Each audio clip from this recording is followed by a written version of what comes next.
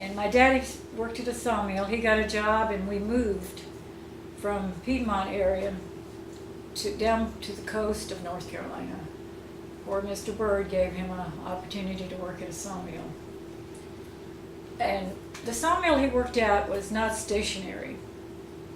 That means the sawmill would move wherever the timber was. So when I was growing up, I did live at several different places. The first time I remember anything was when we lived in a Sawmill Shanty, since we called them shanties because the sawmill just traveled wherever the timber was. And we lived in these, it's kind of like a shanty that's no bigger than a small mobile home, but it's made out of slabs from the sawmill. Did you build them? Did they build them where you lived? No, they were already built. There were other people living in there, the crew. But then I remember we used to pick, they were like blueberries, or huckleberries, some people called them. And I was about 2 years old, and we went picking huckleberries in the woods. And down there was bears and snakes. And not that I knew it, didn't know enough about being scared of it. I mean, if I had seen a bear, I'd be scared. But I got lost. There were several little paths you could go in the woods, and everybody was busy picking their huckleberries, and I wasn't picking any. I was probably eating some, but all of a sudden I didn't see anybody, and they were frantically hunting for me. And they finally found me, of course. But I remember that a little bit. And when we lived there, somebody gave my mother, she had a sewing machine, because she always made all of her stuff, clothes to wear. And she had the sewing machine that had a drawer that had a key to the drawer. And of course, being kids, we didn't have getting treats like they do now. We were tickled to death to get a piece of candy or something. Somebody gave us, Daddy brought home one day a big, long peppermint stick.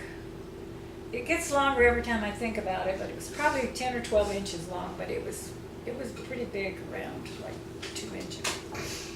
You couldn't just eat the thing. Mama had to take a knife and chop off pieces, but she locked it up in that drawer, so we could not get it unless she got it for us, because she had the key. And also I remember she got some vinegar. She bought some vinegar that was in a bottle that was shaped like a rolling pin. And so that was her rolling pin. And I think I've seen today where they used to put ice water in those rolling pins, but I don't remember putting any ice water in. We didn't have any ice, for one thing. We didn't have any refrigerator. We're talking pioneer here, but anyway, You didn't have any electricity, did you? we didn't have electricity. We didn't have indoor running water or plumbing in the house. It was just like camping out every day, you know. Of course, Is that the why weather. you like camping so much now? Oh, yes. I didn't know about camping. I thought everybody lived this way, you know. And the roads were dusty and it was hot. And it's a good thing it was hot down there.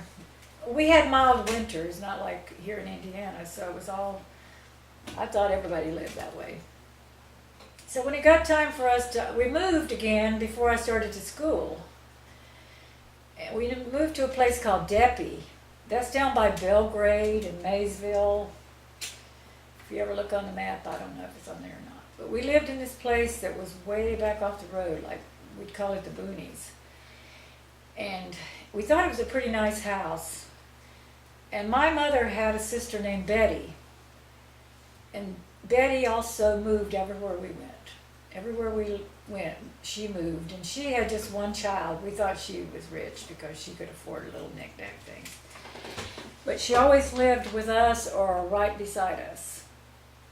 In Deppy, oh yeah, when I was a baby, I don't really remember the whole thing, but they tell me that my mama had to heat her water when she washed by building a fire under the wash pot. There's big iron pots that we would have to pump the water, but I wasn't very old when I got burned. They tell me that my foot, I got her close to the wash pot where the fire was, and I was barefooted and I stepped in the hot coals.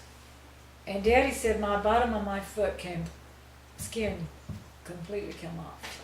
I was only like 2 years old. So they didn't know what to do. They was afraid that my toes was gonna grow together. Cause it wasn't nothing, the skin was, and if they were pressed together, they was gonna grow together. So they didn't know what they was gonna do, but there was an old woman in that area that said that she could talk the fire out.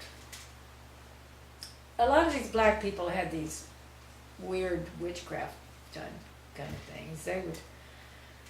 They could do all sorts of things. They'd take a lock of your hair and bury it under this porch. And they had all these sayings about things.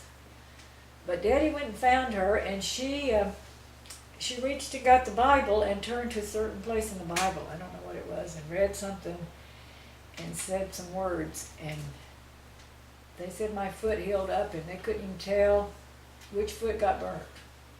It healed up. I'm sure they had to put something on it, but I don't know what. But they claimed that woman talked the fire out of it. She was known for talking fire out of stuff. I wish I could have remembered all that stuff, but I was too little. And anyway, none of us ever got their arm broke or nothing except my brother. He got his arm broke, but we was pretty dangerous about doing stuff.